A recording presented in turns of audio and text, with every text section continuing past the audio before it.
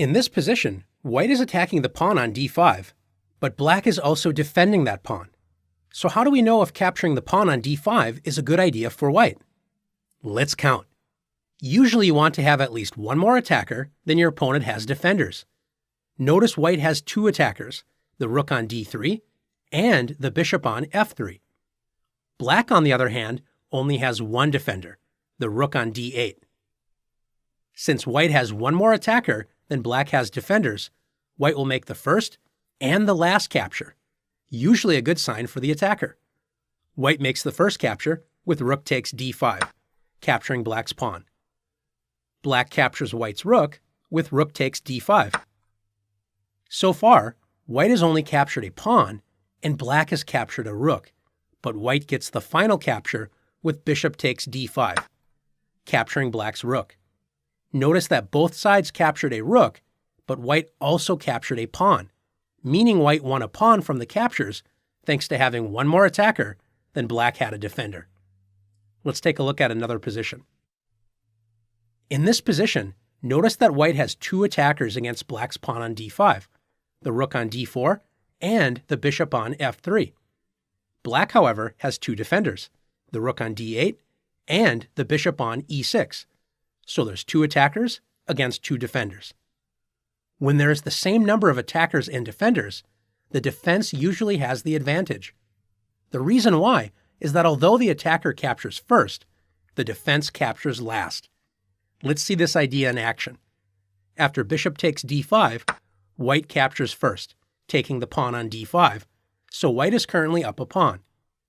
Let's keep track of all the captures as we go along. Black captures white's bishop with rook takes d5. So black has captured a bishop and white only a pawn. After rook takes d5, white captures the black rook. So white has now captured a rook and a pawn, and black has only captured a bishop. White is in the lead for now, but black gets the last capture with bishop takes d5, capturing white's rook. Let's review the captures. Black captured a bishop and a rook, and white captured a pawn and a rook. Since both sides captured a rook, they cancel each other out, and we see what's left. Black captured a bishop, and white captured a pawn. This means black won a bishop for a pawn. Since two attackers did not succeed against two defenders, white needs to add one more attacker to the d5 pawn. Can you see how white can do this? That's right, knight to c3. White now has three attackers against two defenders. Black would like to add a third defender to keep the balance between attackers versus defenders, but black cannot add a third defender on the next move. So black plays knight to g6, dreaming of playing knight e7 on the next turn in order to add that third defender to the d5 pawn. White should not allow this to happen and should capture the d5 pawn right away. Does it matter which way white captures? It sure does. When you decide to capture, it's a good idea not to capture with your most valuable attacking piece first. Since the bishop and knight are both worth 3 points, the 5-point piece, the rook, should not capture first. Why? Because after rook takes d5, black is able to trade white's most valuable attacker for black's least valuable defender, the bishop. So after bishop takes d5 and knight takes d5, notice that black captured white's rook and white captured a bishop and a pawn. Black gained 5 points and white only gained 4 from these trades. This means black got the better deal from the captures. Since capturing with the most valuable attacking piece lost material for white, white should capture with the least valuable attacking piece first. The least valuable attacking pieces are the knight and the bishop, so either capture would be fine. Let's capture with the bishop first. After bishop takes d5, white makes the first capture, gaining a pawn. Black captures white's bishop with bishop takes d5. Black is currently up a bishop for a pawn, but white gets the next capture. In this position, white could capture with the least valuable piece again with knight takes d5, and it would be a good choice. But notice that white can also decide to play rook takes d5, capturing with the most valuable piece.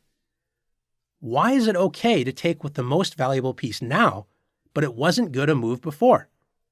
The reason why is that black's only remaining defensive piece is the rook, which is as valuable as white's rook.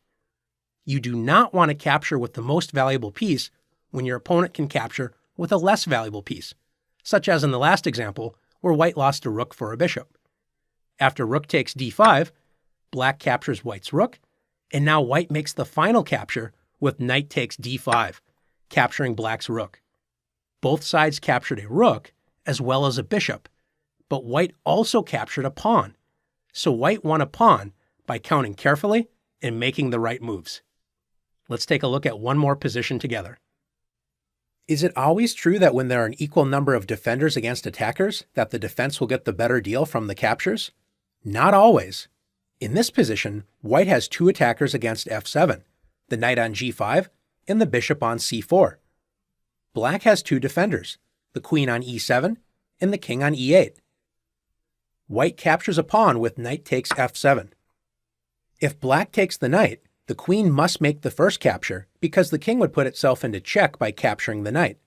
Since the queen is worth more than both of white's attackers, the knight and the bishop, black will lose material after queen takes f7, bishop takes f7 check, king takes f7.